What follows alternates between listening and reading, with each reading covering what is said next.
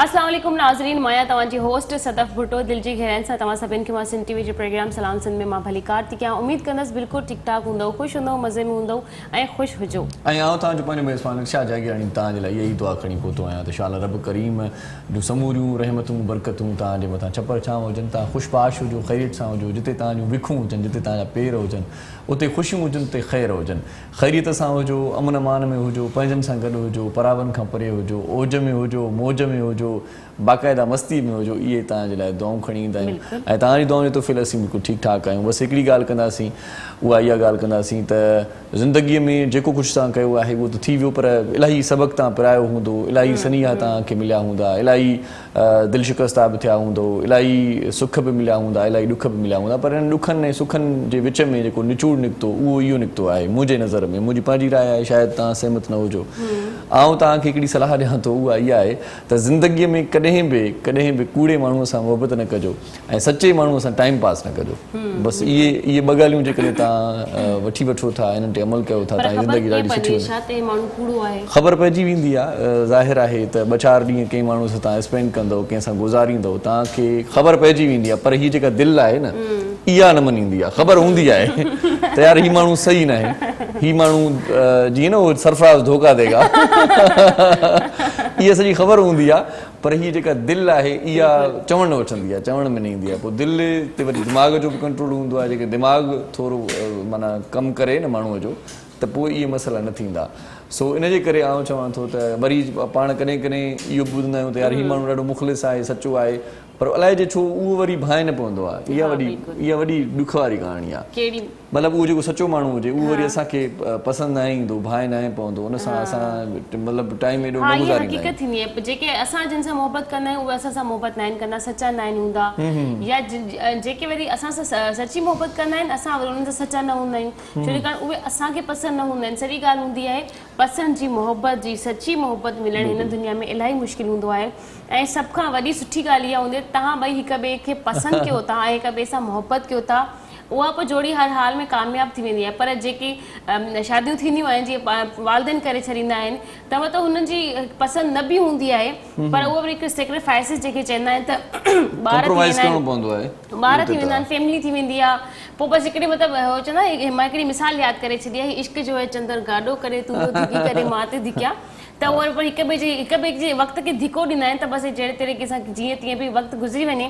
पर जेके इन दौरान में तव्हांखे सची मोहबत, मतिलबु मां ईअं न थी शादी खां पोइ तव्हां सची मोहबत कयो, शादी खां पहिरियां जेकॾहिं तव्हां ॿई हिक ॿिए सां हिक ॿिए खे पसंदि बि कयो था ऐं हिक ॿिए सां मोहबत बि आहे, त मां सम्झां थी इहो अलाह ताला जो वॾो तोहफ़ो आहे। इन तोहफ़े खे फ़ौरन हासिलु करणु घुरिजे। अॼुकल्ह त हलंदे फिरंदे सभिनि खे मोहबत थी वेंदी आहे, पर सची मोहबत उहा आहे त मोहबत जो इज़हार ॿिन्हिनि तरफ़ां हुजे ऐं ॿई हिक ॿिए सां सचा बि हुजनि ऐं हिक ॿिए खे पसंदि बि कंदा हुजनि। पसंदि इलाही अहमियत रखे थी। सही, इहा मोहबत पंहिंजी जॻह ते, पर मोहबत भाइरनि में बि हूंदी आहे, मोहबत रिश्तनि में बि हूंदी आहे, मोहबत वालदेन सां बि करे सघिजे थी, अमड़ सां त मोहबत हूंदी आहे। उन्हनि मोहबतुनि खे बि थोरो क़ाइमु दाइमु रखण जे लाइ कॾहिं ईअं पाण में मिट माइट बि मोहबत कंदा आहिनि, रिश्तेदार बि मोहबत कंदा आहिनि, पर पोइ उहा धोखे वारी मोहबत बि हूंदी आहे।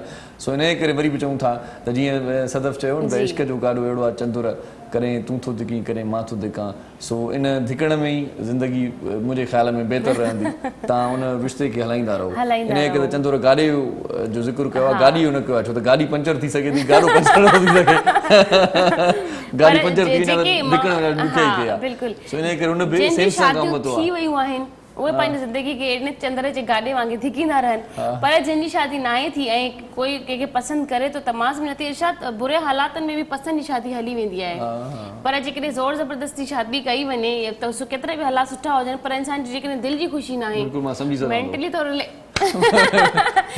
तौरु इंसान रिलैक्स न आहे, दिलि जी ख़ुशी न आहे, त उहो पोइ पैसा दौलत इहे शयूं बि तव्हांखे मतिलबु मायने नथी रखजनि। पोइ इंसान इहो सोचींदो आहे त यार ज़िंदगी जा कुझु लम्हात कुझु सुठनि दोस्तनि सां गॾु एक्सपेंड करे मां पंहिंजे वक़्त खे सुठे करण जी कोशिशि कयां। ज़िंदगी त गुज़ारणी आहे, ऐं जे माण्हू में इहा एतिरी हिमत ख़ुदकुशी जो हुअं बि हराम आहे, एतिरी हिमत बि न हुजे ख़ुदकुशी करण जी, का छा करे माण्हू त बहितरी इहा ई हूंदी आहे त पाण खे मसरूफ़ करण जे लाइ पंहिंजी का एक्टिविटी करे, घर में कोई सिलाई करे, ॿारनि खे ट्यूशन ॾे, ॿाहिरि खां पंहिंजे लाइ जॉब करे, ऐं उन जे लाइ बि को न को त एक्शन त खणणो पवंदो आहे, डू एंड डाई करणो पवंदो आहे त बाबा इहो रस्तो आहे, न आहे त पोइ तव्हां पंहिंजे रस्ते मां पंहिंजे रस्ते एग्री आहियो त ठीकु आहे, बिस्मिल्लाह, न आहियो त बाबा पोइ हलो, इहा इन खां सुठी ॻाल्हि छा थी सघे।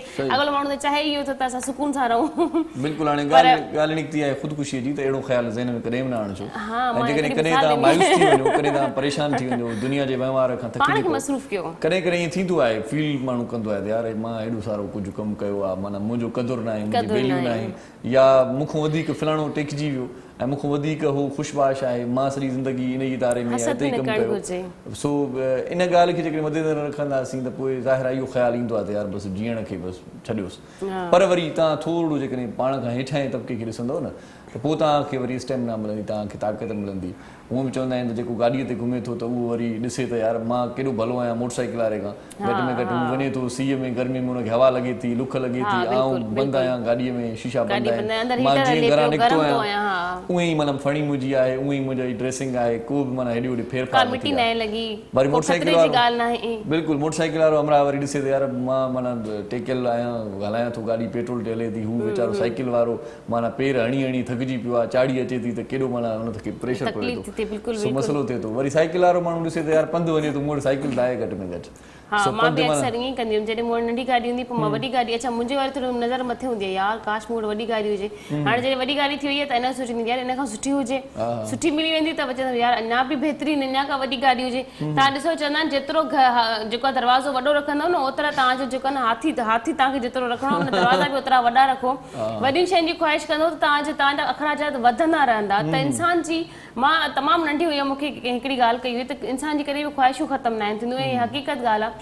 मूं वटि काई बि का नंढी शइ हूंदी आहे, हिकिड़ी मां पहिरियां पर्स वरिती नॉर्मली, यार इहो पर्स आहे ठीकु आहे, कुझु ॾींहंनि खां पोइ यार जेकॾहिं का सुठी पर्स हुजे उहा वरिती, पोइ हाणे वरी का ब्रांडेड पर्स हुजे उहा वठी छॾी, यार इन में थोरा स्टोन घटि आहिनि, त इंसान जी कॾहिं बि ख़्वाहिश पूरी न आहे थींदी। चयो आहे न कि शायदि हज़ारें ख़्वाहिशें ऐसी कि हर ख़्वाहिश पे दम निकले, बहुत निकले मेरे अरमा लेकिन कम निकले। वाकई में ॻाल्हि इहा आहे त ख़्वाहिशूं त मींहं कणीअ वांगुरु हूंदियूं आहिनि, पयूं वसंदियूं आहिनि।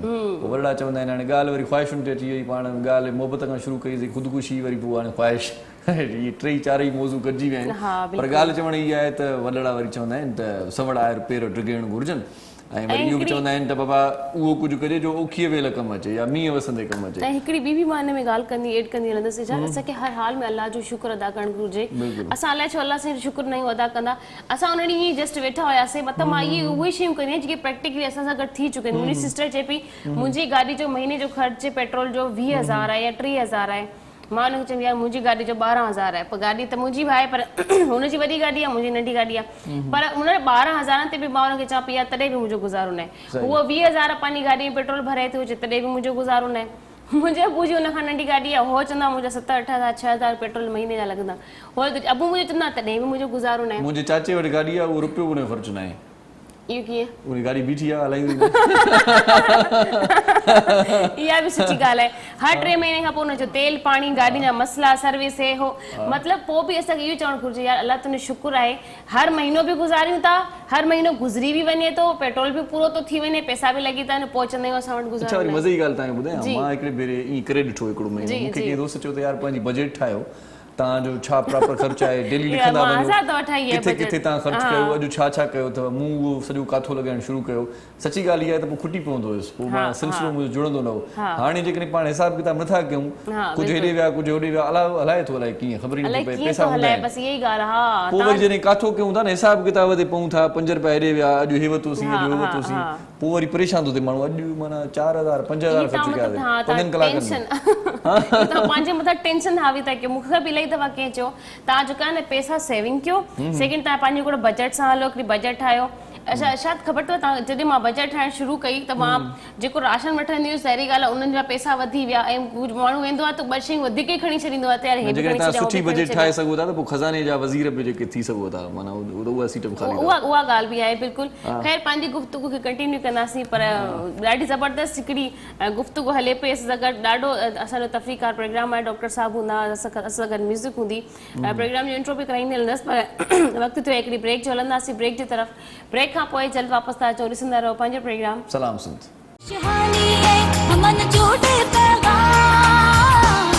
मुझे सिंध के सलाम सलाम सुन शहानी है हमन जोड़े पैगाम मुझे सिंध के सलाम सलाम सुन वेलकम बैक नाज़रीन हिकु दफ़ो ॿीहर भली कार्तिक सिंधी प्रोग्राम सलाम सिंध में जॾहिं असां ब्रेक ते वेंदा आहियूं त असांजी पंहिंजी बि गुफ़्तगू हलंदी रहंदी आहे इलाही सीरियस गुफ़्तगू हले पई उहा तव्हां सभु ॾिसी छॾी हूंदी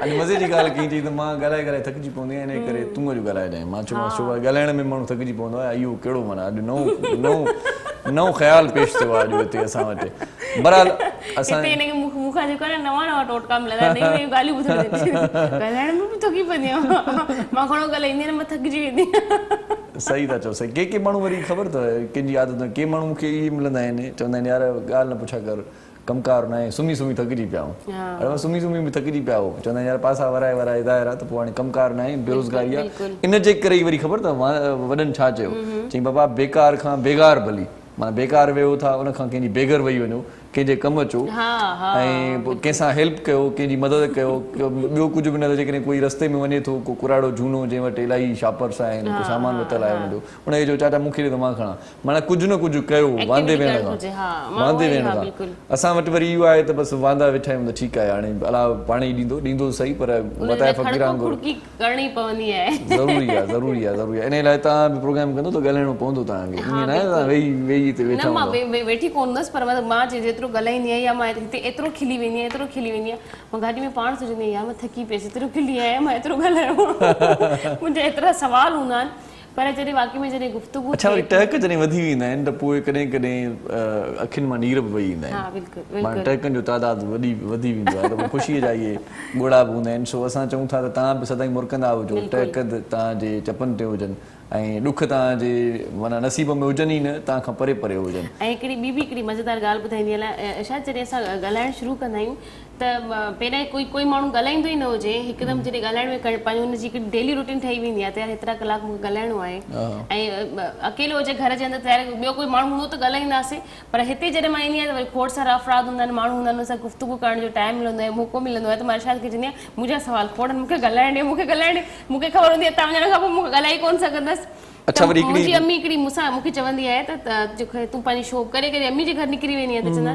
तूं पंहिंजी शो में न आहे वेठी केॾो थी ॻाल्हाए केॾा सवाल थी करे चुप करे अच्छा मज़े जी ॻाल्हि इहा आहे त अलाह साईं जो वॾो फज़ल ऐं करम आहे त हूअं जेकॾहिं ॾिसजे त पाण ॻाल्हायूं बि था ऐं कचहरी बि कयूं था महिमाननि सां मुखातिब बि आहियूं ऐं हिते म्यूज़िक बि हूंदी आहे चांहि बि मिलंदी आहे पाण ॻाल्हाईंदा आहियूं छा कंदा आहियूं पाण ॻाल्हाईंदा आहियूं ऐं वॾी ॻाल्हि इहा आहे त असां ॻाल्हाइण जा पैसा वठंदा आहियूं जी बिल्कुलु त पोइ इन खां वधीक ख़ुशनसीबी कहिड़ी हूंदी सो ॻाल्हि इहा आहे त मां कॾहिं कॾहिं घर वेठो हूंदो आहियां पोइ माण्हू मूंसां ॻाल्हाईंदा आहिनि या फ़ोन कंदा आहिनि त पोइ उन्हनि सां बि ईअं दोस्तनि सां भोग ठका में पोइ चवंदा आहिनि यार तुंहिंजो इलाही टाइम वरितो मां टाइम इलाही कीमती आहे तव्हांखे ख़बर आहे त ॻाल्हाइण जा पैसा लॻंदा आहिनि ऐं कॾहिं घर वारा जॾहिं ॻाल्हाईंदा आहिनि कॾहिं मूड सही न हूंदो आहे त पोइ उन्हनि खे बि कॾहिं ईअं तंज़ में चई छॾिबो आहे त भाई इहो शुकुरु कयो तव्हां सां ॻाल्हायां थो न त ॻाल्हाइण जा पैसा वठंदा सो असांजो कमु अहिड़ो आहे न असांजो कमु अहिड़ो आहे सो अॼु असां सां उस्ताद बि आहे उस्ताद मोहरम नाज़ गॾु आहे उन सां बि कचहरी कंदासीं ऐं उन सां बि हाल वाल ओरींदासीं जेको असां ॻाल्हायूं था उन सां सहमत आहे या न आहे उस्ताद भलीकार तव्हां ख़ामोश रहंदो आहियां तव्हां वरी वॼाइण जा पैसा था वठो हिकु वॼाइण ॿियो ख़ामोश रहण तव्हां ॿुधो था बर्दाश्त करणा गाईंदा आहियूं मक़सदु त जीअं हिननि ॻाल्हि कई इरशाद हिननि खे ॻाल्हाइण जा त वरी असांखे पंहिंजे वॼाइण जा या ॻाइण जा पर मां तक़रीबन चुप रहंदो आहे ख़ामोश हूंदो आहे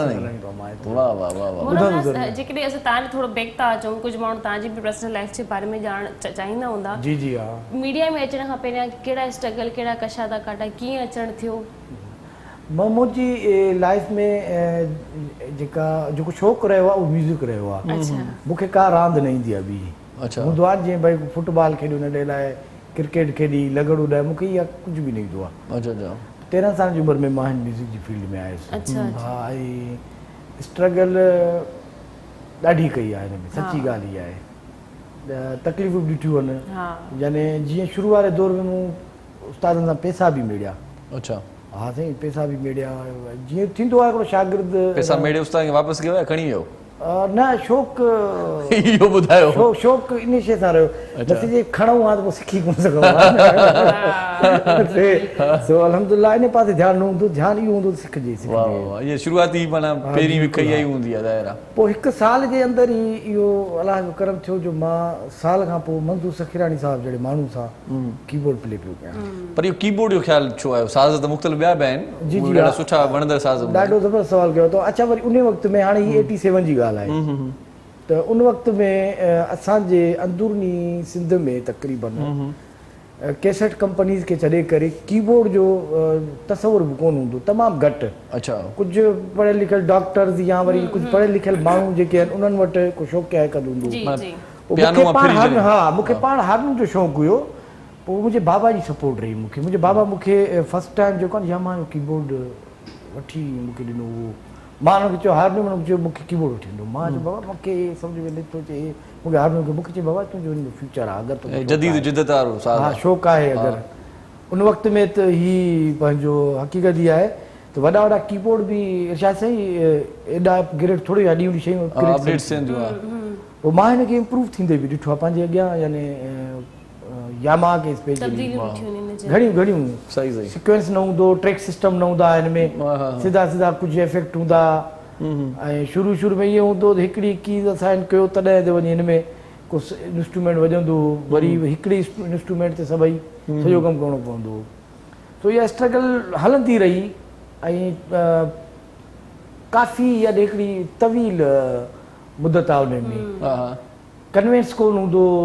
अचण वञण जा प्रॉब्लम्स हूंदा उस्ताद रहे शिकारपुर मां सी दादू रोड सही कोन सुबुह जो निकिरां अच्छा शाम जो जॾहिं वरी पुॼां ख़बर पए त उस्ताद कराची वियो आहे ओहो अच्छा उन वक़्तु फोन बि न हुया हिक ॿिए सां राब्तो थिए त उस्ताद ख़बर ई न आहे वरी तवकल करे वरी हुतां निकिरासीं हिते अचां उस्ताद रहंदो गुलशन हदी उस्ताद अब्दुल गफूर सुमरो साहिबु वरी हिते थी अचां यानी हाणे सोचींदो आहे त इहा लाइफ जो जेका बि स्ट्रगल आहे माण्हू खे अलाह छो ॾिए सही सही सही असांजो शौक़ु बि आहे पैशन बि आहे ऐं प्रोफेशनल बि ऐं उन जुनून वॾी ॻाल्हि आहे ऐं हे कमु आहे बि जुनून जो मां हिते कंदो हुयुसि प्रोग्राम राबेल जहिड़ी राति अज़हर जोखी साहिब हुनजो डायरेक्टर हूंदो राति जो शो हूंदो हुयो 2 ॾींहं हलंदो हुयो सूमर ऐं अंगारे ते राति जो हलंदो हुयो त मां 2 ॾींहं हिते स्टे कंदो हुयुसि कराची में वरी मां ॻोठ हलियो वेंदो हुयुमि हा माना इहो ट्रेवल करणु केॾो ॾुखियो लॻंदो हाणे मां सोचां थो मां इहो कीअं कयो माना 2 रातियूं हिते हूंदो हुयुसि वरी बाक़ाई जेकी बि ॾींहं हूंदा उहे ॻोठ हूंदो हुयुसि ख़ैरपुर वरी उतां माना सूमर आचर वारे ॾींहुं निकिरां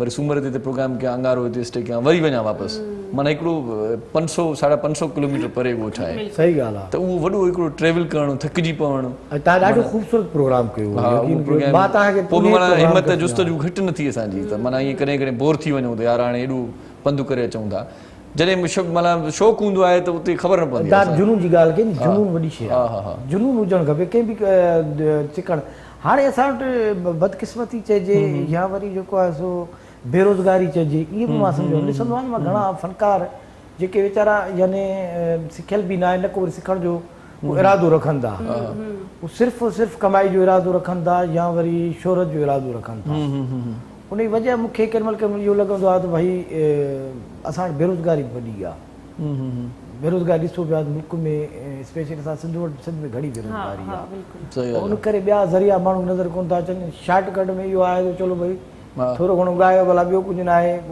तर में या वरी मिटनि माइटनि माण्हू को प्रोग्राम करे थो थोरो गुज़र सफ़र करे थो हाणे जुनून न रहियो हाणे जुनून सिर्फ़ु शोहरत अच्छा रागी त थी था वञनि पर ही साज़ सिखण वारा माण्हू घटि आहिनि उस्ताद अच्छा तव्हां पंहिंजी फील्ड में आहियो तव्हां भला के माण्हू राब्तो कयो आहे त उस्ताद सेखारियो असांखे कीबोर्ड या शागिर्द पैदा कया अथव भॼी वेंदा आहिनि इहो ई चवां थो त साज़ सिखण जे लाइ माण्हू तयारु सिखण जी या वरी सिखण वारो ईअं सोचे थो त बसि जल्दी में ई थींदो कोन्हे को पर सीरियस थी अगरि माण्हू करे न मां सम्झां थो साल वॾो आहे अच्छा एटलीस्ट जो ॻाल्हि माण्हू ट्रैक ते अची वेंदो पोइ त हाणे ज़ाहिर आहे तजुर्बा आहे न रागदारी आहे बेसिक जेके आहिनि पर कुझु आहिनि शागिर्द जेके मुंहिंजा यानी ईअं त मां पाण शागिर्द आहियां कमु ॾुकियो आहे सही सही पर कुझु आहिनि शागिर्द जेके माशाल्लाह स्टेज ते बि कमु कनि पिया स्टूडियो वर्क कनि पिया हिते जामशोरे में बि हैदराबाद में या सिंध जे मुख़्तलिफ़ शहरनि में ऐं ख़ुशी थींदी आहे वॾी ॻाल्हि आहे न त तव्हांजे ज़रिए अगरि अलाह तव्हांखे ज़रियो ठाहे पर हीअ त हुनुर आहे न हुनुर त बादशाह आहे न बादशाह आहे कल्ह सवाल पे कयो जेको छोकिरो हुयो कामरान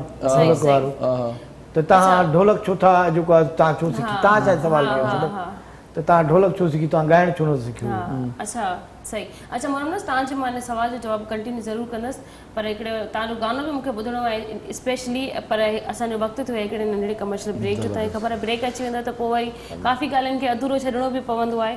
नाज़रीन, वक़्तु थियो आहे हिकिड़े नंढड़े कमर्शियल ब्रेक जो, हलंदासीं ब्रेक जी तरफ़। ब्रेक खां पोइ जल्द वापसि तव्हांजो ॾिसंदा रहो पंहिंजो प्रोग्राम सलाम खुशहाली है अमन जोड़े पैगाम, मुझे सिंध के सलाम सलाम सुन। खुशहाली है अमन जोड़े पैगाम, मुझे सिंध के सलाम सलाम सुन। वेलकम बैक नाज़रीन, हिकु दफ़ो ॿीहर भली कार्तिक सिंध टीवी जे प्रोग्राम सलाम सिंध में मुंहिंजी हिकिड़ी मोहरम नाज़ सां गुफ़्तगू कुझु रहिजी वई, उनखे मां कंटिन्यू कंदसि, पर असांजे हिकिड़े नए महिमान खे जॉइन कयो आहे, उनजो तारुफ़ कराईंदा हलो। बिल्कुलु बिल्कुलु, बीमारियूं घर करे वयूं आहिनि, अक्सर माण्हू परेशान आहिनि मुख़्तलिफ़ बीमारियुनि खां, नंढियूं नंढियूं हल्कियूं हल्कियूं बीमारियूं या हल्का हल्का जेके मर्ज़ आहिनि उन्हनि जे लाइ बि पाण तमामु घणो परेशान थींदा आहियूं। डॉक्टरनि वटि वञिजे, छा कजे? के माण्हू चवंदा आहिनि डॉक्टरनि वटि न वञो, मेडिकल स्टोर तां टिकी मिली वेंदी, के चवंदा आहिनि न न न ईअं न कजांइ, डॉक्टर सां सलाह मशवरो ज़रूरी आहे। पर पाण खे छा करणु खपे इन ॾिस में पाण अॼु कचहरी बि कंदासीं। अॼु असां सां गॾु होम्योपैथिक जो ॾाढो सुठो डॉक्टर असां पंहिंजे प्रोग्राम में घुरायो आहे, उनखे भलीकार चऊं था। डॉक्टर अदनान साहब असां सां गॾु आहे, होम्योपैथिक स्पेशलिस्ट आहिनि पाण। अस्सलाम वालेकुम जी, कैसे हैं? ठीक हैं आप? बहुत शुक्रिया, आप हमारे प्रोग्राम में तशरीफ लाए, थैंक यू सो मच। कुछ बता दें बेहतर सेहतमंद जिंदगी गुजारने के लिए, कोई टिप्स बता दें सुबह सुबह, फिर बात करते हैं। मैं समझती हूँ कि सेहतमंद टिप्स लेने से पहले जो हमारे आज खास मेहमान जो हमारे रहते हैं, हमारे साथ होते हैं, हमारे कुलीग होते हैं, अच्छा अच्छा, उनके बच्चे की अगर हम बर्थडे विश कर लें, थोड़ी सी म्यूजिक हो जाए मोहरम नाज़, उनके लिए कोई चलें जी। हैप्पी बर्थडे हम कहते हैं डेमियन लूक, हमारे भतीजे, वो जावेद अंजुम गिल साहब के साहिबजादे हैं। जावेद अंजुम गिल साहब सलाम सिंध के को डायरेक्टर भी हैं, तो उनके बेटे डेमियन लूक बहुत अच्छी हमारी पिक्चर्स भी लेते हैं, हमारा ख्याल भी रखते हैं, चाय पानी का भी देखते रहते हैं। हम पहुंचे नहीं पहुंचे 10 दफा में कम में झांक के जाएंगे, सलाम करके जाएंगे। तो ये उनकी खूबियां हैं जो मुझे याद रहती हैं, पूछते रहते हैं। जावेद अंजुम गिल साहब के साहिबजादे डेमियन लुक की आज बर्थडे है, बर्थडे विश करते हैं और दुआ करते हैं कि अल्लाह ताला उन्हें कामयाबी नसीब फरमाए, लंबी जिंदगी और बहुत अच्छी सेहत के साथ अता फरमाए, कामयाबियां दे, तरक्कियां दे, खुश रहे। Happy birthday to you, happy birthday to you, happy birthday to Damian, happy birthday to Damian. Damian Luke की आज बर्थडे थी जी, बल्कि है, तो केक आएगा तो फिर हम मतलब समझेंगे कि बाकायदगी से बर्थडे। बिल्कुल, खैर पानी गुफ्तगू के कंटिन्यू करना से जी सवाल हो जी डॉक्टर साहब, कुछ टिप्स बता दें सुबह सुबह, अच्छा लगेगा बातचीत करने से पहले कि अच्छी सेहत बनाने के लिए क्या करना चाहिए, क्या होना चाहिए? सबसे पहले टिप तो यही है, हमें छोटी छोटी बातों में खुश रहना चाहिए। जैसे बच्चे की बर्थडे आ गई, हम लोग इन चीज़ों को मतलब सबसे पहले सेहत के लिए खुशी ज़रूरी है। सही सही सर, बगैर केक के ये अब ड्राई है, ये ड्राई बर्थडे है तो उसका क्या मतलब बगैर केक के भी खुश रहा जा सकता है, ठीक है चलें ठीक है। हाँ, क्योंकि वो एक चीज़ बनी हुई है, वो कहते हैं कि हर आदमी खुश रहने के लिए परेशान है। सही सही सही, अगर वो परेशानी ना करे हो तो। और दूसरी ये है कि जितना हम अपने आप को नेचुरल लाइफ की तरफ लेके जाएंगे उतनी सेहत हो। सही सही सही। और जो होम्योपैथिक से या हर्बल के लिहाज से कुछ टिप्स हैं तो वो मैं बता देता हूँ ताकि नाज़रीन को घर बैठे ही उनका हो जाए। मतलब एक नज़ले की बीमारी अक्सर लोगों को रहती है, तो उसकी मेन वजह ये होती है कि वो सॉफ्ट ड्रिंक जो बहुत पीते हैं। अच्छा, अगर वो उसको पीना छोड़ दें, अच्छा, क्योंकि वो म्यूकस को डाइल्यूट करती है, फिर वो बहना शुरू हो जाता है। वैसे कोल्ड ड्रिंक जो भी है वो पीनी नहीं चाहिए। कोल्ड ड्रिंक जो होती है जैसे पेप्सी और जिसमें एक्सोलिक एसिड जो भी हैं प्रोडक्ट्स, वो ठंडी चीज़ें वो इस तरह ना पिए, उससे नज़ला बहना शुरू हो जाता है। सही सही सही। और अगर किसी को मतलब अगर पेट में अगर किसी के दर्द है उसको सबसे पहले लाल मिर्चें छोड़ देनी चाहिए। अच्छा अच्छा, तो उसके दर्द में वो फौरन कमी हो जाएगी। अच्छा अच्छा। अच्छा, हरी मिर्चें, लाल मिर्चें, हरी मिर्चें वो उसी किस्म है, लेकिन हरी और लाल मिर्चें ना वो फौरन छोड़ दें। एक और मैं बात करना चाहूँगी कि हकीम में जाहिर सी बात है, छोटे बड़ों सबको, बच्चों का भी, बूढ़ों का भी, सबको ही आप वो करते होंगे, इलाज करते होंगे। तो होम्योपैथिक डॉक्टर हैं माशाल्लाह से आप। तो अच्छा, होम्योपैथिक में एक बच्चे जब दांतों पर आ रहे होते हैं तो हम एक होम्योपैथिक उनको कोई मेडिसिन वगैरह कोई गोली दे देते हैं ताकि आसानी से निकल जाए और अपने टाइम से निकल जाए। बायसे बच्चों को नींद नहीं आती रात को सोने के लिए, कोई ऐसा टोटका बताएं या कोई ऐसा घरेलू नुस्खा बताएं या कोई ऐसी दवाई मुझे बता देगा कि उसको सुलाने के लिए क्या करना चाहिए। सारा दिन भी नहीं सोते, रात को भी नहीं सोते, उन्हें मतलब मदर्स परेशान होती हैं कि अगर ये थोड़ी देर रेस्ट कर लें, 2-3 घंटे की नींद कर लें तो हमारे कितने ही काम हो जाएंगे। ये चीज़ें आप नोट कीजिएगा, 90% उन बच्चों को हैं जो डब्बे का दूध पीते हैं। हाँ। अच्छा। क्योंकि उसमें जो विटामिन्स होती हैं, जो मिनरल्स होते हैं, वो खुद ही उन्होंने ऐड किए हुए होते हैं ना। अब अल्लाह ताला ने एक चीज़ डिज़ाइन की है, अब उसकी न्यूट्रिशन भी तो उसी ने डिज़ाइन की है ना। सही। तो उनको नेचुरल दूध पिलाएं। अगर माँ का दूध हो, अगर वो नहीं मैसर होता तो गाय का दूध या भैंस का दूध। अच्छा, गाय का बाहर का खुला दूध। हाँ, खुला दूध वो पिलाएं। आप ये कैसे हो सकता है कि इंसान की नॉलेज इतनी ज़्यादा बढ़ जाए कि अल्लाह ताला ने जो दूध के अंदर विटामिन डाली हुई हैं और इंसान कहे कि नहीं जी हमें नीटो मतलब कंपनी का नाम नहीं लेता कि फ़लाने दूध में और फलाने दूध में ये न्यूट्रिशन हमने एक्स्ट्रा डाल दिए हैं, वो फिर उसका जो विटामिन्स का और मिनरल्स का जो एक तवाज़ुन होता है ना, वो बिगड़ जाता है। वो बच्चे फिर जाते हैं। मेरे पास पेशेंट आते हैं कई बच्चे, उनको सबसे पहले जब उनको मैंने माँ के दूध या उसके ऊपर भैंस के उस खुले दूध पे डाला, नेचुरल मिनरल नेचुरल विटामिन जब उनको मिली, उनके साथ प्रॉब्लम सॉल्व हो गई। अच्छा डॉक्टर, आप ये भी तो देखिए ना, आजकल नेचुरल चीज़ें जो भैंस की दूध है इसमें मिलावट इतनी होती है, कभी कहीं देखो पाउडर मिला हुआ है, कहीं आटा मिला रहे हैं, कभी कहीं केमिकल्स मिला रहे हैं। फिर ऐसा खतरनाक दूध पिलाने से तो अच्छा है बंदा थोड़े से पैसे और ऊपर दे के कम से कम कंपनी का एक नाम तो होता है ना कि भाई चलो उनकी गारंटी तो है, कल को अल्लाह ना करे बच्चे को पूछो जाके वहाँ खड़े तो हो जाएंगे। भैंस वाले दूध के लिए कहाँ जाए? सिर्फ नाम ही है, काम तो, नहीं। उन्होंने हाँ वो ये तो चोरी चीज़ें मिलाते हैं, वो बताते हैं। इवन दूध पे तो अभी सुप्रीम कोर्ट का भी था कि आप लिखें कि उसके ऊपर दूध नहीं है, पैक्टो के दूध के ऊपर। सही। हाँ, ये पढ़ा था। हाँ, और एक दूध नहीं है। हाँ।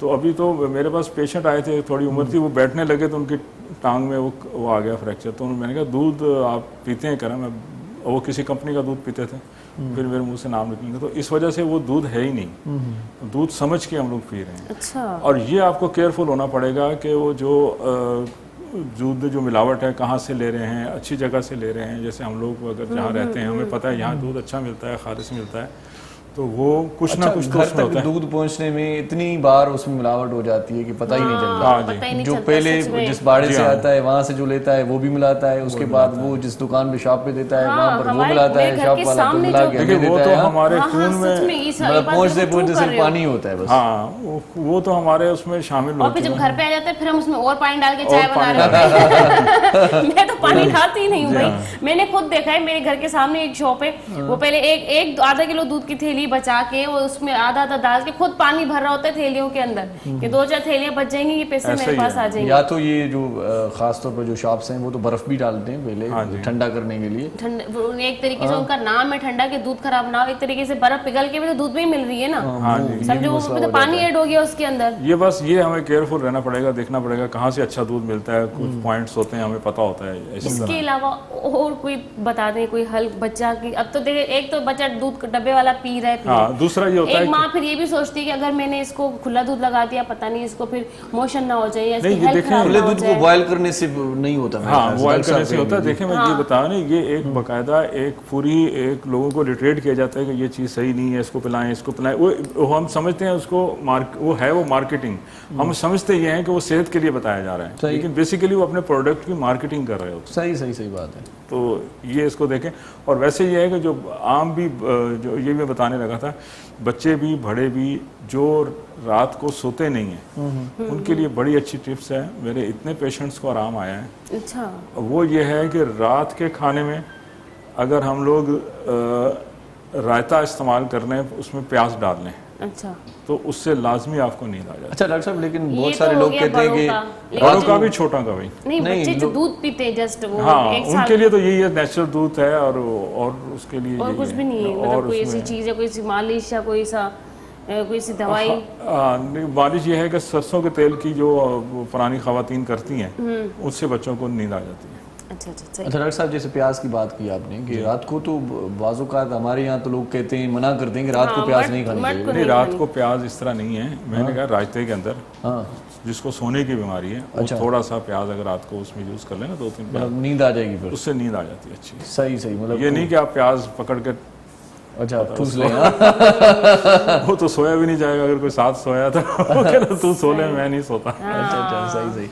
अच्छा, जैसे फितरत की बात की, फितरत से कटते जा रहे हैं। एक तो ये भी टिप है कि भाई अगर नींद नहीं आ रही तो बराए मेहरबानी मोबाइल को बंद करके सो जाए। हाँ। एक तो मोबाइल मतलब लगे हुए हैं, कोई काम भी नहीं है, कोई काम धंधा नहीं है, गेम खेल फेसबुक लो, कुछ भी नहीं है तो फिर गेम में लग जाते हैं लोग। तो एक तो ये बहुत मोबाइल ने मसला भी नींदें आराम की हुई हैं। बिल्कुल नहीं। और सुबह सुबह उठते थे पहले ज़माने में तो जाहिर सी बात है कोई ग्रीनरी वगैरह देखते थे या किसी बाग बगीचे में चले जाते थे। अब तो मोबाइल ही आंखों में सबसे पहले, मतलब आंखों को पानी नहीं लगता, पहले मोबाइल की स्क्रीन लग जाती है। मेरे एक पेशेंट के साथ ये अच्छे बड़े हैं, बैंक में काम करते हैं, उनके साथ ये प्रॉब्लम चल रहा था। मैंने कहा तुम्हारा सिर्फ एक इलाज है, सिर्फ एक इलाज है, तुम सिर्फ 2 घंटे के लिए मोबाइल बंद कर दो, अच्छा, तो तुम ठीक हो जाओगे। और आप यकीन करें इस बात को भी 5-6 महीने हो गए हैं और उनके साथ अभी कंप्लेन जो है ना वो बिल्कुल खत्म हो नहीं, बात वाकई हमेशा है कि लोगों ने मोबाइल को अपने ऊपर इतना हावी कर लिया है, इतना हावी कर लिया है कि उनको मजा नहीं आता। मतलब हर वक्त उनके हाथ में बेचैनी रहती फोन है। हो। यहाँ तक कि इवन मैंने ऐसे लोग भी देखे, वॉशरूम पे जा रहे होते हैं ना, वहाँ पे उनके साथ मोबाइल जा रहा होता है कि यार जब क्या करें यार, थोड़ा गेम देख लेंगे, ये कर लेंगे, वो करेंगे। यार क्या तरीके, जिस काम के लिए गए वो काम सुकून से कर लो, बाहर के फोन ही फोन है। और जिस जगह पे वाईफाई लगा हुआ है ना, वहाँ पर तो बंदा जो है ना खुद को बांध के आ जाता है खुद ही। कि भाई पता होता है कि यहाँ से ये नहीं निकलेगा, यहाँ पर ही होगा। पहले पागलों को बांधते थे, अब वाईफाई का कोड दे दें भाई। और मैं ये कह सकती हूँ, मैं वाहिद बंदी हूँ, मेरा 2-2 दिन फोन घर में गुम हो जाता है, मुझे खुद पता नहीं चलता मेरा मोबाइल का है। मैं इतनी घर में मसरूफ रहती हूँ।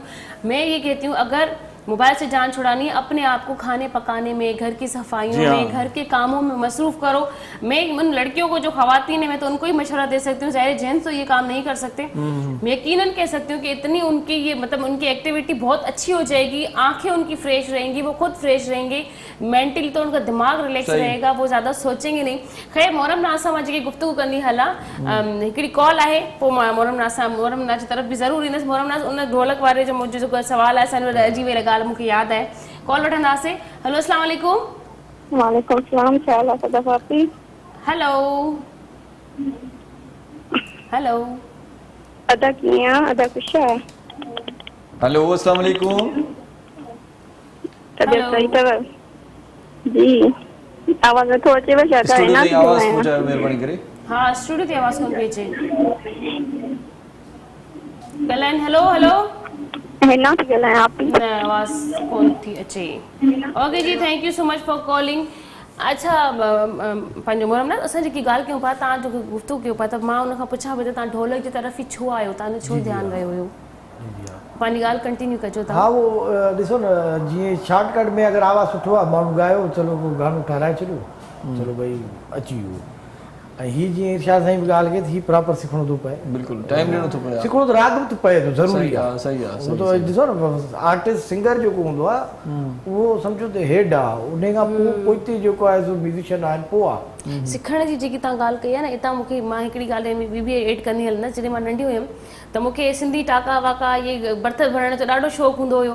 हाणे पाण रोज़ असां वेंदा हुआसीं सिखण जे लाइ। ॿुधायांव थी तव्हांखे, हिकिड़ी सुई हलाइण ॿुधाईंदी, हाणे सुभाणे अचिजां, लॻा पिया आहियूं, रुमाल कयो था, वरी ॿिए ॾींहुं आहियूं, अच्छा वरी उन में का ख़राबी निकिरी पई, अॻिते सबक़ु कोन मिलंदो, इनखे पहिरियों सफ़ाई सां करे ॾेखार, पोइ अॻिते ॿुधाईंदीसांइ। इन में टाइम लॻे थो न, जीअं हाणे ढोलक आहे या को बि इंस्ट्रूमेंट्स आहे, उनखे टाइम लॻे थो सिखण में। बिल्कुलु, ऐं टाइम ॾियणो थो पए, सब्र बि करिणो थो पए, बर्दाश्त करणी थी पए। इहा ॻाल्हि बि आहे। हुनमें अॼुकल्ह सोशल मीडिया जो दौर बि आहे। असांजे वक़्त में इहे शयूं न हुयूं। तव्हां रेडियो ते रहिया आहियो, शायदि तव्हांखे ख़बर आहे केॾो ॾुखियो प्रोसेस रहियो आहे, इवन रेडियो ते। उते त इम्प्रूव थियण वॾो हिकिड़ो एज़ाज़ सम्झंदा माण्हू, ईअं त माण्हू अची निकितो हुयो, ऑडिशन्स थींदा हुया, उन खां बाक़ाइदा पुछा सवाल जवाब थींदा हुया, उन खां पोइ इलाही भेरा वॾा वॾा फनकार, वॾा वॾा अदाकार तूं नापास थी करे निकिता। ऐं इदारा सिखे थो माण्हू। हा, हिकिड़ी ॿी बि ॻाल्हि एड करणी हलंदसि। इरशाद ऐं तव्हां ॿिन्हिनि खे चवां थी त असांजो जेको वक़्तु गुज़रियो आहे ॾाढो ख़ूबसूरत गुज़रियो आहे।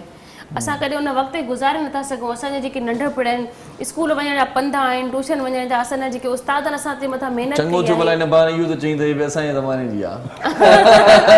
तव्हां खां पोइ थोरो अची वई हुयमि मां, ठीकु आहे। असांजा जेके वक़्तु गुज़रिया आहिनि दादा हिकिड़े ॾींहुं हिननि मूंखे चयो कि तव्हांजो जेको गानो आहे उहो सुहिणी, छो जो मुंहिंजी म्यूज़िक ऐं शाइरी कंपोज़िशन बालक खां ॻारायो मूं, त उन वक़्त में शायदि 9th क्लास में हो जी।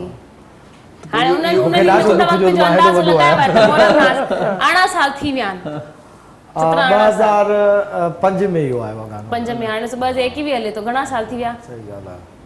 16-17 साल थी विया। सही ॻाल्हि आहे। हा वक़्तु गुज़रे थो, ख़बर नथी पए। 9th में उन पर वक़्तु हमेशह सुहिणो हूंदो आहे। मतिलबु 17-18 साल ताईं उमिरि हूंदी। एक्सक्यूज़ मी, उन वक़्तु 14 सालनि जो हुयमि, 13-14 साल। तव्हां मुंहिंजी उमिरि जो छो ते हिसाब लॻाए, सभु मुंहिंजो ॾिसनि था, लॻाइण जी छा शुरू थी वेंदा, घणे साल? 14 साल 9th में, वरी चईंदसि 16-17 साल कान्हे की थी आहे, इहे ॿई पाण मिलायो।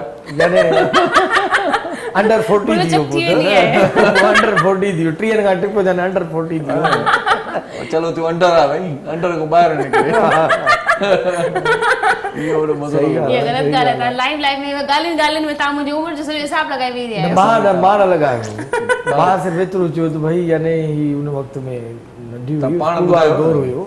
ठीकु आहे। अच्छा वक़्तु तव्हां ॻाल्हि कई, कीअं था कढाए सघो, तव्हां हाणे सम्झी विया मुंहिंजी आदत। ॻाल्हि कई वक़्त जी, वक़्तु वॾो ज़बरदस्त आहे आपको भी थोड़ा हमेशा। केयरफुल रहना चाहिए ना, बताते हुए कितना तजुर्बा होगा, इतने साल हो गए मैं देखिए ना, मैं मुझे यहाँ पे आपकी एज ना कैलकुलेट कर ले। हाँ, वो मैंने बताया कि भाई मुझे इतने साल हुए, मैं बहुत छोटी थी जब इस फील्ड में आई थी, मेरा NIC भी नहीं बना हुआ था। अच्छा, ये जो है ना वो तो जो बड़ा कमजोर वो- जो पतले लोग होते हैं ना, वो उम्र चोर भी होते हैं, पता हाँ, नहीं चलता हाँ कि जी, वो इनकी तो रियल उम्र क्या है, एज क्या है। चलिए जी, छोटा सा वक्फा ले लेते हैं, उसके बाद कोई टिप आपसे लेंगे कि उम्र को कम दिखाने के लिए क्या करना चाहिए? खुश रहना चाहिए, खूबसूरत रहना चाहिए। चले जी, छोटा सा वक्फा बिल्कुल ले बिल्कुल। नाज़रीन हलंदासीं हिकिड़े ब्रेक जी तरफ़। नंढड़ी साई वठूं था, ॾिसंदा रहिजो सलाम सिंध। खुशहाली है अमन जोड़े पैगाम, मुझे सिंध के सलाम सलाम सिंध। खुशहाली है अमन जोड़े पैगाम, मुझे सिंध के सलाम सलाम सिंध। जी सलाम सिंध में हिकु भेरो वरी तव्हांखे भलीकार चऊं था। ऐं अॼु असां मोज़िस डॉक्टर असां सां गॾु आहे, होम्योपैथिक जे हवाले सां कुझु टिप्स असांखे ॿुधाए चुको आहे, कुझु असां वरी ॿुधायूं था, बल्कि पुछूं था, असां वरी पोइ तव्हांखे ॿुधायूं था, वरी उन जेके खोले करे डिफाइन कयूं था। सो बहरहाल डॉक्टर साहब, मुझे ये बताएं कि जो ब्रेक पे जाते हुए मैंने एक सवाल छोड़ा था कि भाई उम्र छुपाने के लिए आप कुछ बता दें, पता चले कि भाई ये कम उम्र का लड़का है या लड़की है, इसके लिए क्या करना चाहिए? एक तो नींद पूरी करनी चाहिए, सब ये बताते हैं। हाँ नहीं जी, अगर आपने मतलब बच्चा नजर आना है, सबसे पहले तो हरकतें बच्चों जैसी करनी। अच्छा, ये बड़ी बात हो गई। हाँ ठीक है, हाणे तुम भले ये जो कहा ना मुझे नहीं सकेंगे।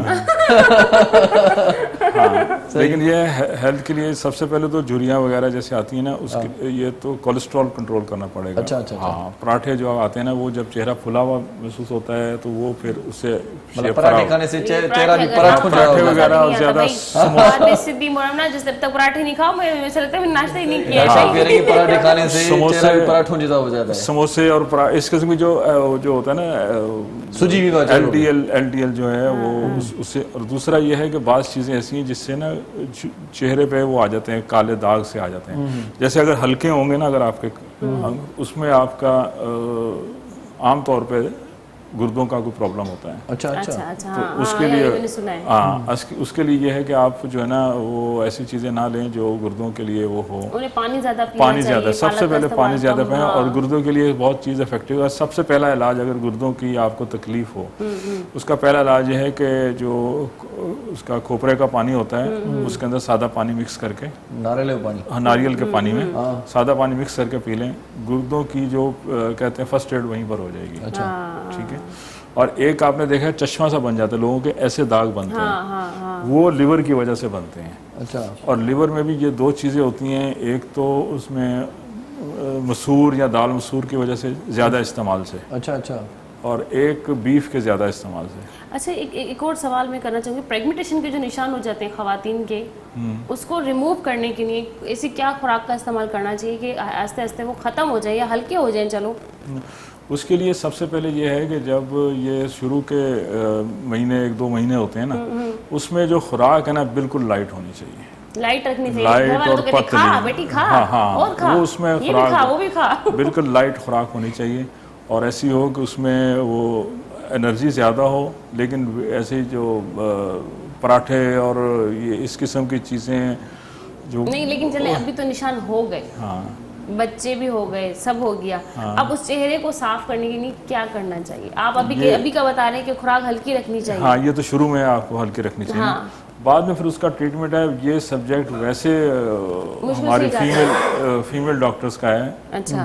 वो बैठती हैं तो उनको ज़्यादा एक्सपीरियंस जो है ना मुझे इसका कम जैसे है। आप निशानों का बता रहे हैं ना, ये हो जाते हैं, वो हो जाते हैं, तो ये खाना खाना चाहिए, तो वो निशान भी तो हो ही जाते हैं। उसके लिए फूड का क्या इस्तेमाल करना चाहिए? कहते हैं कि ये कैल्शियम की कमी की वजह से होता है। उसके लिए सबसे बेहतर ये है कि आपने विटामिन सी को जो है ना वो उसका इंटेक ज़्यादा रखें और पानी का इंटेक ज़्यादा रखें। अच्छा अच्छा। और जो निशान असल में जो निशान स्किन पर आते हैं ना, जो चीज़ें मैदे से या जो भी हमारा एक्सक्रीटरी सिस्टम है वहाँ से निकल नहीं पाती, वो फिर स्किन पर आ जाती हैं। सही सही। तो इसके लिए ये है कि आदमी को कॉन्स्टिपेशन ना हो और गुर्दों की ऐसी बीमारी ना हो, ताकि पानी भी फालतू वो निकलता रहे और चीज़ यहाँ आके नहीं रुके। और उसके लिए लिवर के लिए ये है कि सबसे बेहतरीन विटामिन सी का जो है ना इस्तेमाल इनटेक अच्छा हो। पर ॻाल्हि इहा आहे त उमिरि जे हिसाब सां जेका डॉक्टर साहब ॻाल्हि कई त सभ खां पहिरियां तव्हांजी हरकतूं ॿेड़ियूं हुजणु घुरिजनि। हिकु इहा ॻाल्हि, ॿियो इहो आहे त तव्हांजी निंड पूरी कवर हुजणु घुरिजे ऐं पंहिंजी सिहत जो ख़्यालु रखो। कंहिं बि क़िस्म जी बीमारी बि उमिरि खे वधाए छॾींदी आहे या घटाए छॾींदी आहे, ॿ सूरतूं थींदियूं आहिनि। सो इन करे पंहिंजी अपनी सेहत का ख्याल रखें तो मेरे ख्याल से सारी बात यहीं पर खत्म हो सेहत और तंदुरुस्ती की बातें होती रहेंगी। थोड़ा कोई गाना सुना दो जरा, था चिल पिल हो जाएंगे। कंट्रोल करने की 2-3 चीज़ें अभी बता देता हूँ, इस्तेमाल बढ़ा दें थोड़ा सा। एक मूली, सेब और लहसुन, सही। ये चीज़ें आपने अगर आपने खा भी लिया है, कुछ चीज़ें रोटी पराठे कुछ खा लिया सही, इन चीज़ों का इंटेक बढ़ा देंगे ना तो आपका ये कोलेस्ट्रॉल लेवल फिर इस पर आ जाएगा। और म्यूजिक बढ़ा दें अगर तो हैं, म्यूजिक तो फिर खुश रहने के लिए सेहत के लिए तो बहुत ज़रूरी है। चलें जी उस्ताद जल्दी से खुश कर दें। साहब जन जो ही लिखियल गज़ल आहे, जी साईं, मुंहिंजी पंहिंजी कंपोजिशन आहे। वाह वाह। सुबुह जो ऐं आहे बि काफ़ी पुराणी, सवेर स्ट्रगल जी ॻाल्हि थी त उन दौरान ही कंपोज़ कयो तो यादि अची वियो।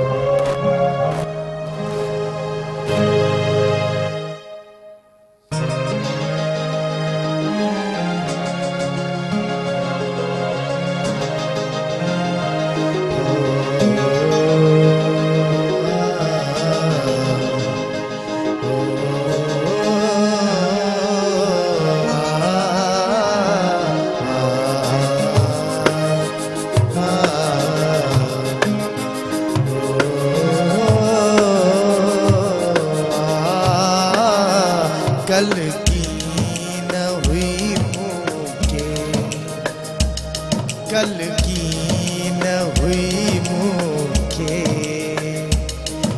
ये बेचो अची वी दे, ये बेचो अची वी दे, नज़रों जो वठी रस्तो आई दिल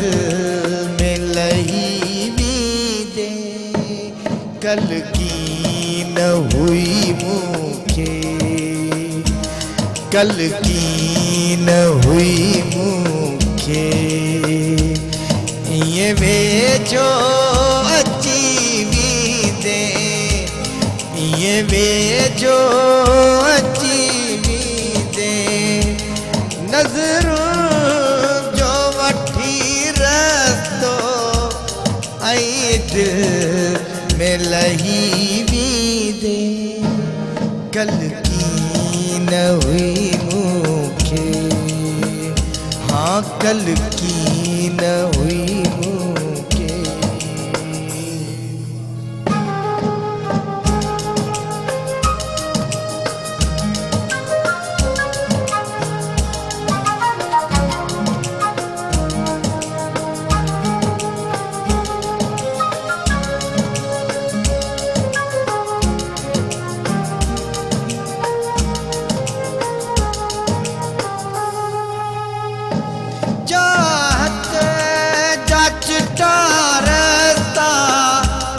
सब दिल डहवन था, चाहत जाचता रास्ता, सब दिल डहवन था। पर ही छा मुमकिन हो, पर ही छा मुमकिन हो, रग रग में रची दे, रग रग में रची दे, नज़रों जो वठी रस्तो ऐं दिल में लही वी दे, कल की न हुई मूंखे, कल की न हुई मूंखे, ओ आ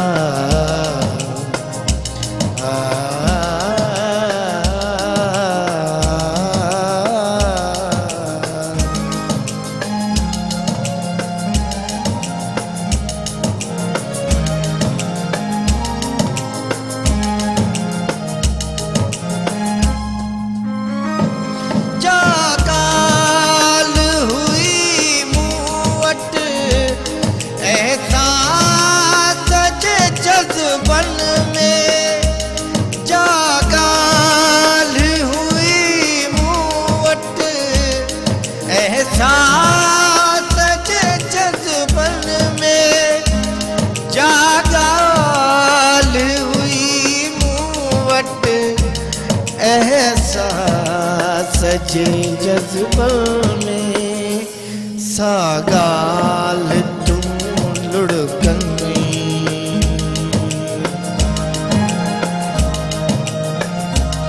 सागाल तू लुढ़कन, लुढ़कन में चाहिए दे, लुढ़कन में चाहिए दे, नज़रों जो वठी रस्तो ऐं दिल में लही वी दे, कल की न हुई मूंखे, कल की न हुई मूंखे, ये वेझो अची वी दे, ये वेझो नज़रों जो वठी रस्तो ऐं दिल में लही वी दे, कल की न हुई मूंखे, हो कल की न हुई मूंखे। वाह साईं वाह, समझ में वाह वाह, मज़ो अची वियो, कल की न हुई मूंखे तो वेझो अची वेझो अची वेंदे, नज़रूं जो वठी रस्तो ऐं दिलि में लही वेंदे। वाह वाह वाह, ख़बर कोन हूंदी आहे। हा साईं, अचानक सां हादसा अचानक थींदे वेझो अची वेंदे, पोइ ख़बर पवंदी आहे जॾहिं धमाको थींदो आहे।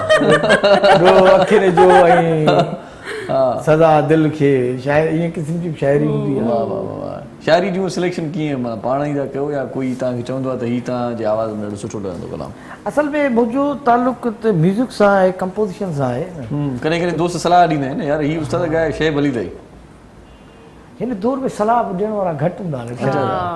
सही ॻाल्हि आहे, पंहिंजो पाण खे करिणो पवंदो आहे। अच्छा, यानी ईअं ज़रूरु आहे त जेका शइ कॾहिं कॾहिं दोस्त सलाह ॾींदा आहिनि पाण ई ॻाल्हि न वणंदी आहे यार, चाहे मूंखे माराईंदो यार। इहो ज़रूरु आहे त मां जीअं हाणे हीअ कंपोज़िशन्स आहिनि, काफ़ी कंपोज़िशन्स आहिनि जेके मां सोचींदो आहियां यार हीअ अगरि हिन आर्टिस्ट खां ॻाराइजे, मां जीअं हिकिड़ो तबस्सुम साहिब जी हिकिड़ी शाइरी हुई, मां थोरो तव्हांखे हुनजो ॿुधायां थो। जी जी जी जी, त उहा मुंहिंजो यानी इरादो हुयो त यार के अहिड़े प्लेबैक सिंगर खे ॻारायो, पर मूं कामी शाह खां ॻारायो। अच्छा अच्छा, शहर जे धुंध पाछन में विञायल ॻोठ जो माण्हू वीचारो भावनाउनि में हो, वीचारो भावनाउनि में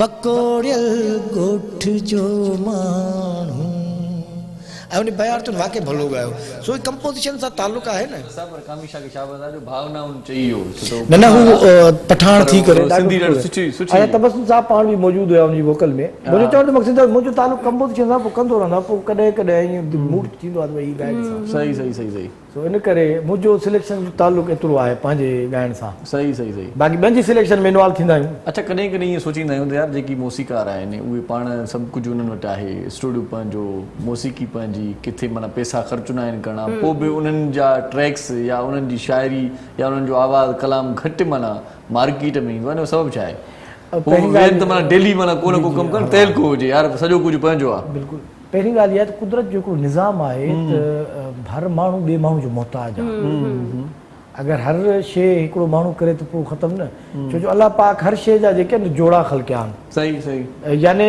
अल्टरनेट आहे तव्हांजो सो इन करे बि थिए थो ऐं ॿियो वरी इहो आहे जो मां मौसीक़ी जेका हीअ सिखी या कीबोर्ड वन मैन शो या कंपोज़िशन म्यूज़िक प्ले करणु ठाहिणु उनजी जेका वजह हुई इरशाद साईं मां पंहिंजो पाण खे सपोर्ट करण लाइ सिखी ठीकु आहे पर वक़्तु इन शइ जी इजाज़त न ॾी उहो इन करे जो शादीशुदा थी वियासीं ॿार थी विया पोइ जॾहिं पैसनि जी ज़रूरत पए त हाणे को अची गानो ठाराए या कोई स्टूडियो में वर्क कराए को एल्बम कराए उन में टाइम स्पेंड थिए पियो पंहिंजे लाइ टाइम कोन थो मिले सही सही सही तमामु घटि हाँ पर मां हिकिड़ी बि ज़िंदगी सां इहा ॻाल्हि बि सिखी आहे जेसि ताईं असां कवार आहियूं तेसि ताईं पंहिंजे लाइ ॿियनि जे लाइ घर वारनि जे लाइ करे सघूं था पर शादी खां पोइ त नामुमकिन आहे जो हिकु मिंट में इंसानु पंहिंजे लाइ कढी सही ॻाल्हि आहे ईअं त आहे इलाही माण्हू डिस्ट्रीब्यूट थो थी वञे ॿारनि में फैमिली में ज़ाल में या हस्बैंड में वरी सावरा थी वेंदा आहिनि होॾे ससुराल महिमान नवाज़ियूं घर जा रिश्ता ऑफिस जा कम इंसान आहियूं यार छा मतिलबु आहे मशीन थोरी न आहियूं न बस ही निज़ाम आहे अलाह निज़ाम आहे ॾिसो न हिकिड़ी दुआ आहे क़ुर में अलाह पाक फरमाए थो त पंहिंजे वालिदैन लाइ इहा दुआ घुरो त तव्हां या अलाह मुंहिंजे वालिदैन ते ईअं रहम फरमाए जीअं बचपन में हुननि जे दिलि में मुंहिंजे लाइ रहम था फरमाए सो ही निज़ाम आहे हालांकि औलाद वॾो थी थो वञे मर्ज़ी आहे माउ पीउ खे ॾिए न ॾिए फर्मा बरदारी करे न करे पर माउ पीउ या वरी जेके बि माण्हू जंहिंजे सां बि जंहिंखे बि कमु अचे थो कुदरत निज़ाम हुनजे मथां ड्यूटी रखियल आहे सही सही माण्हू ॾिए थो ज़िमेदारी निभाए थो रिटर्न जो जेको आहे सिलसिलो आहे कारीगरी आहे सही हले पई दुनिया हले अच्छा डॉक्टर साहब मुझे ये बताएं बल्कि मैं कभी कभार देखता हूँ कि होम्योपैथी की जो अद्वियात होती है उन पे सारा कुछ लिखा होता है डिटेल में कि ये किस मर्ज़ की है किस तरह से इसको खाना चाहिए क्योंकि जो दूसरी दवाइयाँ होती हैं वो उन पर गालिबन लिखा नहीं होता डॉक्टर बताता है इस बारे में डॉक्टर साहब का जवाब जो है ना ब्रेक से आने के बाद सुनना पसंद करूंगी ठीक है जी आप जो आप पसंद करें हम वही करेंगे जी हमारी बारी आती है तो पसंद ही नहीं करती भाई कोई बात चले जी ठीक है ब्रेक तो पसंद करेंगी ना जी बिल्कुल ब्रेक पसंद करूंगी वही तो कह रही हूं चले जी ठीक है एक छोटा सा वक्फा ले लेते हैं नडी साई वठूं था मोटी अचूं था काॾे बि न जो असां गॾु रहिजो ॾिसंदा रहिजो सलाम सिंध खुशहाली है अमन जोड़े पैगाम मुझे सिंध के सलाम सलाम सिंध खुशहाली है अमन जोड़े पैगाम मुझे सिंध के सलाम सलाम सिंध जी सलाम सिंध में एक भेरो वरी तव्हांखे भलीकार चऊं था असां माना अॼु आमिर खान जे स्टाइल में आया आहियूं एंट्री असांजी आहे सो बहरहाल नंढड़ी साई खां पोइ वरी मुलाक़ात पंहिंजी थी वई आहे ऐं जेकी बि लम्हा बाक़ी बचा आहिनि उन्हनि में भी के कम जूं ॻाल्हियूं कयूं तव्हां ताईं पहुचायूं डॉक्टर साहब मैं ये पूछना चाह रहा था कि दवाइयों पे लिखा होता है कि ये किस मर्ज़ की दवा है तो मेरे ख्याल से वो होम्योपैथिक के डॉक्टर की ज़रूरत पड़ती है फिर तो ये बता दें मुझे बहुत क्योंकि पर्चा मिल जाता है होम्योपैथिक का पूरा उस पे सारा कुछ लिखा होता है मैंने पढ़ा है कि ये बुक्स होती हैं उसमें लिखा होता है ये इसके लिए और बहुत से इलाज लोग खुद कर लेते हैं अच्छा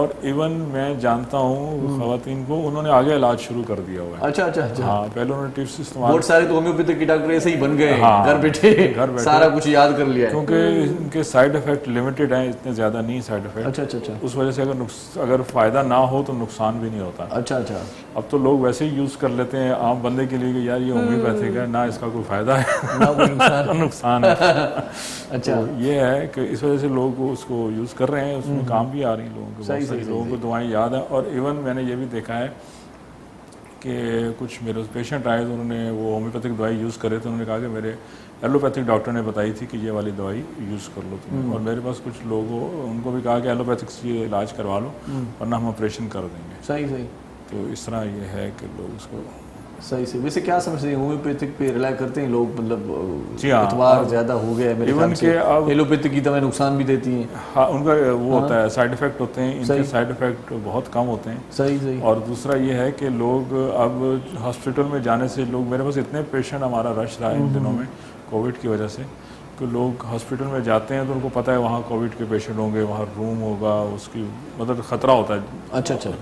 इसका, तो फिर लोग इधर ही आ जाते हैं। और फिर अब अल्लाह का शुक्र है कि होम्योपैथिक से अराउंड 100 के करीब ऑपरेशन ऐसे हैं जो ऑपरेशन डिक्लेयर थे, मैंने दवाई दी, अल्लाह ताला ने शिफा अच्छा, दी। वैसे होम्योपैथिक में ऑपरेशन वगैरह तो नहीं होते ना? जी हाँ, होते नहीं, होते नहीं होते, नहीं होते, यही बात है। हमें वैसे है जो चीज़ें, मतलब किसी की खुदा ना खासा हड्डी टूट गई तो हमें होम्योपैथिक से तो वो नहीं जोड़ सकते, सही सही उसकी पोजीशनिंग करनी पड़ेगी। सही सही। लेकिन दवाइयाँ दे देते हैं जिससे वो जल्दी जुड़ जाती है। सही सही सही। अच्छा, अब ये भी कहा जाता है कि पुरानी जो हिकमत थी वो जदीद तरीके से होम्योपैथिक हो गई है, ये बात दुरुस्त है? नहीं, हर्बल बिल्कुल और चीज़ है, अच्छा, और एलोपैथिक बिल्कुल और चीज़ है, और होम्योपैथिक और चीज़ है? और होम्योपैथिक बिल्कुल और चीज़ है। अच्छा अच्छा अच्छा, तो तीनों में थोड़ा सा फर्क आ गया। तीनों में फ़र्क है।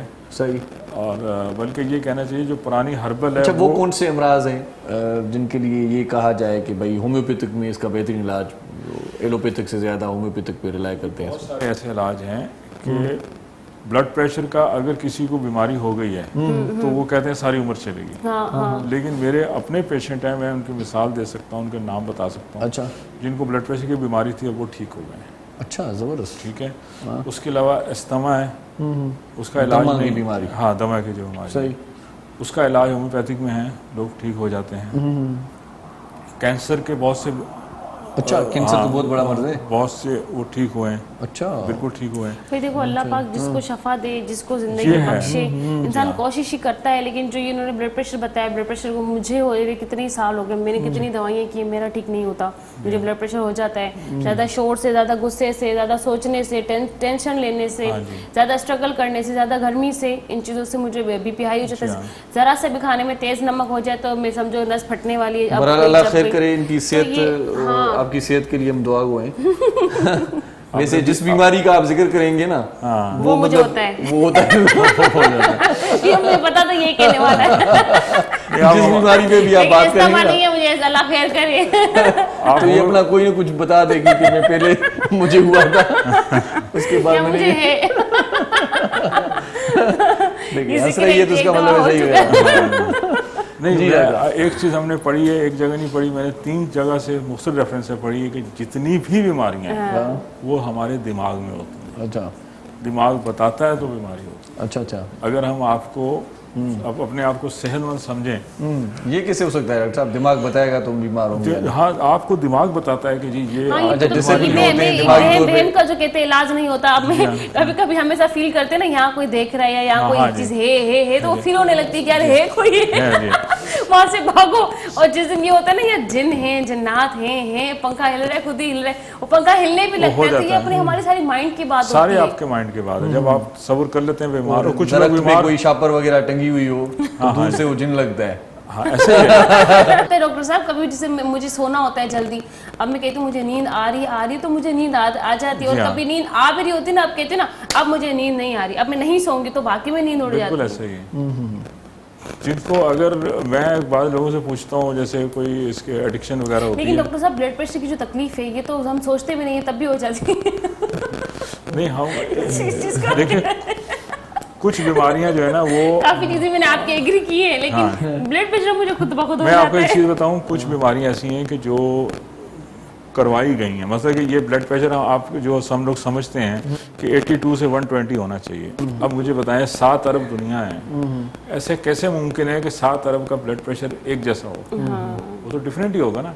और ये बार जो था ना, ये पहले और था, ये पहले चेंज था, इसको 65 और 130 तक कहते थे। अच्छा अच्छा। तो ये बड़ी बड़ी जो माफियाज हैं, कंपनीज हैं, उन्होंने इसको और श्रिंक किया है ताकि उनकी मेडिसिन और बिकें। 120 वाला भी, 130 वाला भी दवाई खाने शुरू कर दे। अच्छा अच्छा। तो मेरे पास जो आता है वो कहता है जी मेरे पास ये 90 चला जाता है और 135 हो जाता है। मैंने कहा ये ब्लड प्रेशर नहीं है, अपना थोड़ा सा कोलेस्ट्रॉल चेंज कर लो, टेंशन लेना बंद कर दो। सही सही। टेंशन लेना बंद कैसे कर दें? वो तो है ना। लेना बंद करें, देना शुरू करें। हाँ, एक तो ये है, और दूसरा ये है कि देखें, मैं आपको बड़ी मिसाल है, शुक्र की आदत डाल। शुक्र से जब आप शुक्र अल्लाह ताला शुक्र की आदत डालें और शक्कर की आदत छोड़ दें। शक्कर की आदत छोड़ दें। जब आप शुक्र करेंगे तो आपको एहसास होगा कि आपको ये चीज़ मौजूद है। सही तो बात जो है। चीज़ नहीं गई, जो हमने नहीं अपने है, इंट्रो में उसका यही फिर बात की आपको थी कि वो हमें नहीं अल्लाह का हर हाल में शुक्र अदा करना चाहिए, हर चीज में। जैसे भी है, जो भी अल्लाह तेरा शुक्र, अब आपने हमें इस हाल में रखा है, आपने तकलीफ दी, आप इस तकलीफ से हमें आज़ाद करोगे। पर खैर दुख सुख तो हर इंसान के सबके साथ ही होते हैं। हमें ये कि सबके लिए हमें दुआ करनी चाहिए, सही हमें बात अपने है। लिए भी दुआ करवाना चाहिए, हमें खुद भी नमाजें पढ़नी चाहिए, अपने लिए भी दुआ करनी चाहिए। क्योंकि जो हाथ हम अपने लिए खुद उठा सकते हैं वो दूसरों के हाथों में शायद उतनी ताकत नहीं होती। लेकिन फिर भी कहते हैं कि 1000 लोगों में से अगर 2 पता नहीं किसकी दुआ हमें लग जाए, फिर भी हम लोगों से कहते हैं दुआ कर देना। सही तो सही हर हाल में शुक्र अदा करना चाहिए, दुआ करवानी चाहिए। सही सही, हाथ उठाते रहना चाहिए और दुआ के लिए। हाँ, और मैं एक ये भी समझती हूँ कि हर हाल में अल्लाह का शुक्र करते रहना भी चाहिए। बैज़ लोग अल्लाह को भूल जाते हैं, अल्लाह पाक उन्हें भूल जाते हैं, फिर वो परेशानी में आ जाते हैं। खैर गुफ्तगू अभी बहुत सारी होती है आपके साथ भी, काफ़ी सारे सवाल हमारे रह भी गए, लेकिन प्रोग्राम का वक्त अपने पानी पुजाने से पहुंचे हुए है, वक्त खत्म होने वाला है। सही सही। तो मैं आपसे लास्ट मैसेज पूछना चाहूँगी, इस वक्त आपको जो देख रहे हैं, आप अगर उनको कोई मैसेज देना चाहते हैं तो। मैं सिर्फ यही उनको कहूँगा कि जितना, एक तो ये आप शुक्र की बात ऑलरेडी हो गई है, दूसरा जितना अपने आप को नेचुरल लाइफ की तरफ लेके जाएंगे, सही। उतना लोग, मतलब एक छोटी सी मिसाल है, फुल एसी करके रखते हैं, सही सही। और बड़ा राहत फील करते हैं, लेकिन उनको ये नहीं पता कि जो पसीने से जो चीज़ें खारिज होनी है वो अंदर ही रह जाती हैं, वो फिर बीमारियों को बाइस बनती सही सही। है। सुबह वॉक करें और जितना पसीना भी नेचुरल निकलना लाइफ चाहिए। हम लोग पसीने को बड़ा रोकते हैं, स्वेटिंग नहीं होनी चाहिए, या हमारे कपड़े खराब नहीं होने चाहिए, सही या बात हमें जो है ना अपना क्या कहते हैं, गाड़ी में एसी, घर में एसी, हम हर वक्त एसी एसी की तेसी होनी चाहिए बस। चलें जी, ठीक है, बहुत शुक्रिया डॉक्टर अदनान साहब, आप हमारे प्रोग्राम में लास्ट तशरीफ़ लाए। में मोहरम नाज़ जो ट्रे के साथ ॿुधंदासीं। मोहरम नाज़, ॾाढी ख़ुशी थी तव्हां सां बिल्कुलु रिलैक्स थी गुफ्तगू कईसीं ऐं तव्हां इलाही सुठा मैसेज ॿुधाया। ज़िंदगी में स्ट्रगल हर इंसान हिते करे पुॼियो आहे। असां अॼु जेको स्टैंडर्ड खणी वेठा आहियूं सभु माण्हू ईअं ई न वेठा आहियूं। हर इंसान जी का न का तकलीफ़, का न का महिनत, इवन हिन में छोकिरी हुजे या छोकिरो हुजे या लेडीज़ हुजे, जेंट्स हुजनि, या जेके पोड़ा आहिनि, वॾी उमिरि जा आहिनि, हिन फील्ड में जेको बि हीअ फील्ड छा कहिड़ी बि फील्ड हुजे, हर फील्ड तव्हां खां महिनत घुरे थी, सही सही। स्ट्रगल घुरे थी। अञा जेकॾहिं कोई मैसेज रहियो आहे त उहो मूंखे मैसेज करे छॾिजो तव्हां, जो प्रोग्राम जो टाइम ख़तम थी वियो आहे। बाक़ी मैसेज करे छॾिजो। सो हिते अॼोको प्रोग्राम पंहिंजी पुॼाणी ते पहुचे थो। सदफ बुटू तव्हां खां मोकिलाए थी, इरशाद जागीरानी तव्हां खां मोकिलाए थो, ऐं तव्हां जीअं प्यारे अंदाज़ मोकिलाईंदा त भले मोकिलायो, उहो मूंखे कोई इशू न, तव्हां मुझे सदफ ले जा तो वठी थी बस, ठीक है। पंहिंजो प्यारनि जो, दिल वारनि जो, घर वारनि जो, नंढनि ॿारनि जो, बीमारनि जो, बुज़ुर्गनि जो, उन्हनि जो ख़्यालु रखिजो जिनजो ख़्यालु रखण वारो केरु बि कोन्हे। जी लतीफ़ जी मिठी ॿोली सदाईं गॾु।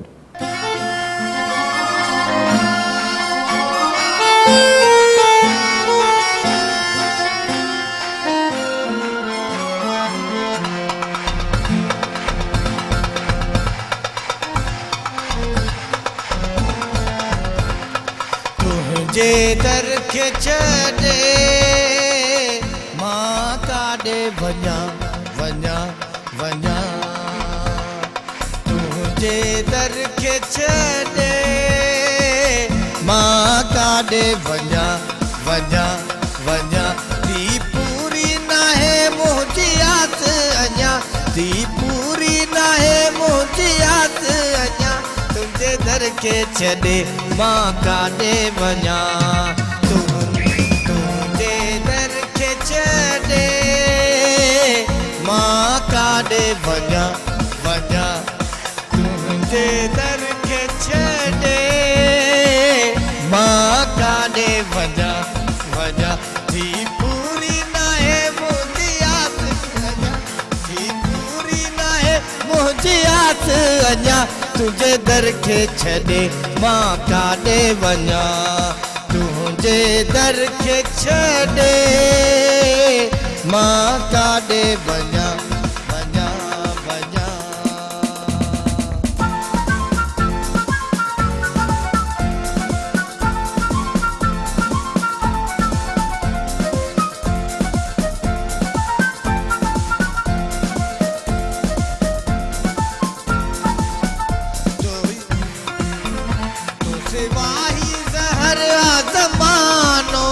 छॾे शम्मा विंदो की परवानो, छॾे शम्मा विंदो की परवानो, तो सिवाही ज़हर आज़मानो, छॾे शम्मा विंदो की परवानो। परवाज़ थियो ना नाहे मुंहिंजो साह अञा अञा परवाज़ थियो नाहे मुंहिंजो साह अञा अञा अञा थी पूरी नाहे मुंहिंजी आस अञा थी पूरी नाहे मुंहिंजी आस अञा तुंहिंजे दर खे छॾे मां काॾे वञा तुंहिंजे दर खे छॾे मां काॾे वञा वञा वञा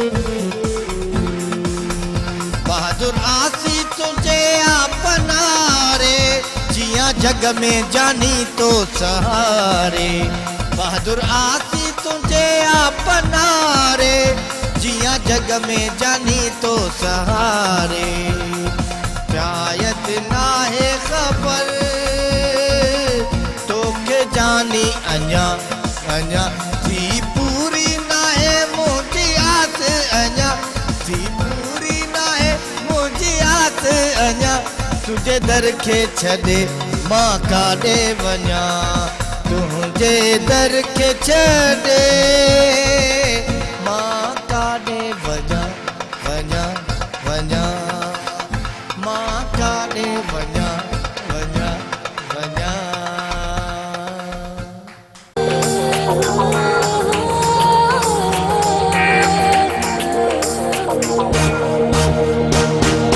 सुबह सुबह जो पखी अखेर मां उडरे थो हरी नारी रब खे संभाले निकिरे थो हिन सरज़मीन सिंध ते जीअं सजो घरे